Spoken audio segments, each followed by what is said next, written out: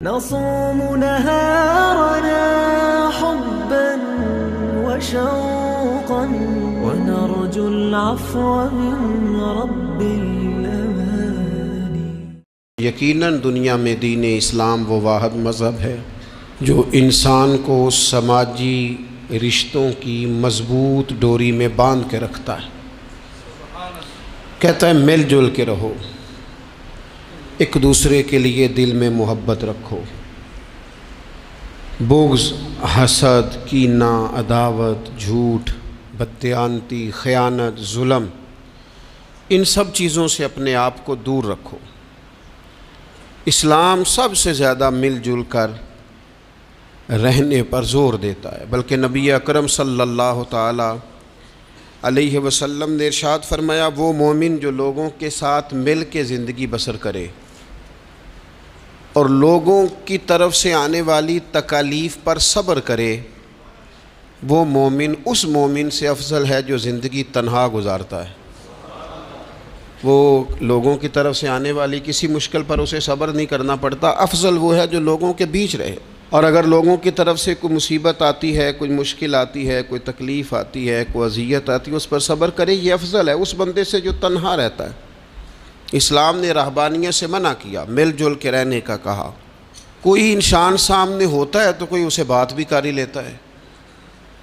یہ تو بزدلی ہے نا کہ انسان اس لیے کونے میں چلا جائے کہ کوئی آدمی مجھے تکلیف نہ دے۔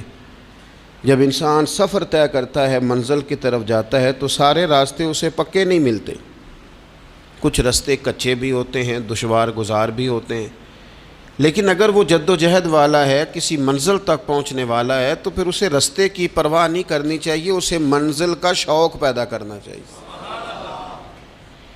تو انسان کو، مسلمان کو سماجی رابطوں کا کہا، مل جل کر رہنے کا کہا، لیکن اس کے ساتھ ساتھ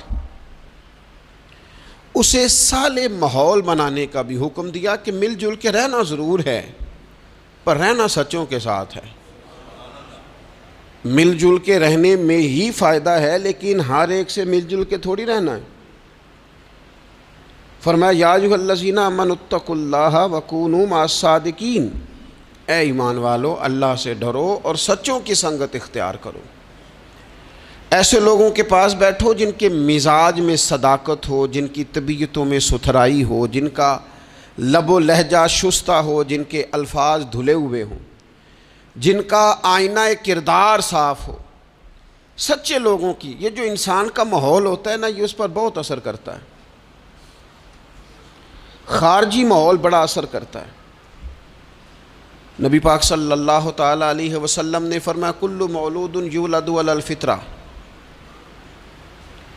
جو انسان بھی پیدا ہوتا ہے وہ فطرت پر پیدا ہوتا ہے، مسلمان پیدا ہوتا ہے۔ نبی کریم نے فرمایا، اگر اس کے والدین یہودی ہوں تو اسے یہودی بنا دیتے ہیں، عیسائی ہوں تو عیسائی بنا دیتے ہیں، مسلمان ہوں تو بچہ پیدا، یہ صحیح حدیث میں موجود ہے۔ اور ان لفظوں کے ساتھ موجود ہے کہ والدین اگر یہودی ہوں تو یہودی بنا دیتے ہیں، عیسائی ہوں تو۔ چلیں دو باتیں میں تشریح کے طور پہ عرض کر لوں۔ حضور نے فرمایا، بچہ مسلمان پیدا ہوتا ہے، ماں باپ یہودی ہوں تو یہودی بنا دیتے ہیں، عیسائی ہوں تو۔ اب مجھے کیا لینے دو، اگر ماں باپ نمازی ہوں تو نمازی بنا دیتے ہیں، ماں باپ قرآن مجید پڑھنے والے ہوں تو قرآن مجید پڑھنے والا بنا دیتے ہیں، ماں باپ سچ بولنے والا ہوں تو بچوں کو سچ بولنے والا بنا دیتے ہیں، ماں باپ اگر رزق حلال کی تلقین کرنے والے ہوں تو امید ہے بچے بھی رزق حلال کمائیں گے۔ یہ حضور نے فرمایا ہے کہ بچہ مسلمان، انسان نہ فطرت نیک ہوتا ہے، یہ بات آپ نے سمجھنی ہے۔ فی نفس ہی انسان مسلمان ہوتا ہے، فطرت پر پیدا ہوتا ہے۔ جھوٹ بولنے والا جو بندہ ہے نا، جو جھوٹ بولتا ہے، وہ بھی جھوٹ سے نفرت کرتا ہے۔ آپ جھوٹے کو جھوٹا کہیں وہ ناراض ہو جائے گا۔ انسان فطرتاً، کوئی نہیں سمجھ آئی آپ کو میں نے کیا کہا ہے؟ انسان فطرتاً فی نفس ہی نیک ہوتا ہے، مسلمان فی نفس ہی پرہیزگار ہوتا ہے، اس کے مزاج میں اللہ نے نیکی۔ اگر کسی وجہ سے وہ غلطی میں الجھ گیا ہے، اس کا رزق ناپاک ہو گیا، لیکن اگر آپ اسے کہیں گے نا تو حرام کھاتا ہے، تو ناراض ہو جائے گا۔ کسی وجہ سے کھا رہا ہے، اللہ معاف کرے، پر کہیں گے تو ناراض. یہ اچھا لوگ کیا کہتے ہیں؟ لوگ یہ کہتے ہیں دیکھو جی جھوٹ بولتا ہے، جھوٹا کھایا تو بگڑ گیا ہے. او بھئی یہ جو بگڑ گیا ہے نا، اس پر اللہ کا شکر ادا کر. کیوں؟ اس لیے کہ جھوٹ بولتا ہے پر جھوٹ کو پسند نہیں کرتا. وہ کسی وجہ سے رزق اس کا ناپاک ہے پر رزق حرام کو پسند، اور رزق حلال والا کہلانا چاہتا ہے. انسان فی نفس سے ہی اپنے مزاج کے لحاظ سے برا نہیں ہوتا، لیکن جو اس کا ماحول ہوتا ہے نا، ارد گرد کے جو لوگ ہوتے ہیں، اس کا وہ اثر قبول. کیوں کہا اسلام نے پاک صاف رہنے کا؟ کیوں کہا طہارت کا؟ کیوں کہا صفائی نصف ایمان ہے؟ کیوں کہا کہ تم پاکیزہ رہو، یہ اسلام کا پسندیدہ عمل ہے؟ اس لیے کہ جب انسان کا ماحول صاف ستھرا ہوتا ہے تو اس کی طبیعت صاف ستھری ہوتی ہے. اس کے ارد گرد اگر پاکیزگی ہوتی ہے تو وہ اجلا اجلا سا محسوس کرتا ہے. آپ 2-4 دن غسل نہ کریں تو کیا 2 من مٹی چڑھ جاتی ہے بندے پہ؟ کیا اس پر کلو کے حساب سے گرد چڑھتی ہے؟ کچھ بھی نہیں ہوتا. لیکن وہ جو تھوڑی سی بھی گرد ہوتی ہے وہ وجود کو، طبیعت کو ثقیل کر دیتی. آپ جب غسل کر لیتے ہیں تو آپ کو خود بخود اپنا آپ ہلکا ہلکا سا محسوس ہوتا ہے. یہ صفائی ستھرائی پاکیزگی ماحول کی یہ پسندیدہ عمل ہے.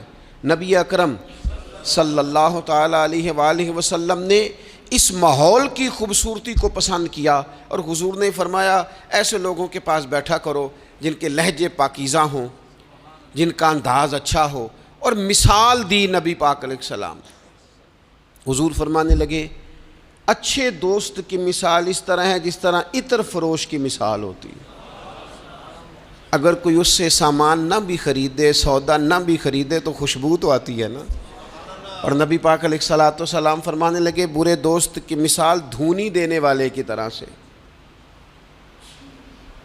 جس طرح اس کے پاس کچھ شخص بیٹھے تو اور کچھ بھی نہ ہو تو دھواں تو آئے گا کہ نہیں آئے گا، اسے کچھ نہ کچھ اس کے کپڑوں تک گرد پہنچے گی. اپنے ماحول کو ٹھیک رکھنا، اپنے ارد گرد صالحیت پیدا کرنا، اور اپنے دائیں بائیں نفاست پسندی کو لانا، یہ انسان کی بڑی ذمہ داریوں میں سے ذمہ داری ہے. ہمیں ہمارا دین منع کرتا ہے کہ کسی قوم کا طرز نہ اختیار کرو، مشابہت نہ اختیار کرو، کسی انسان کے، کسی غیر مسلم کے طریقوں کو نہ اپناؤ.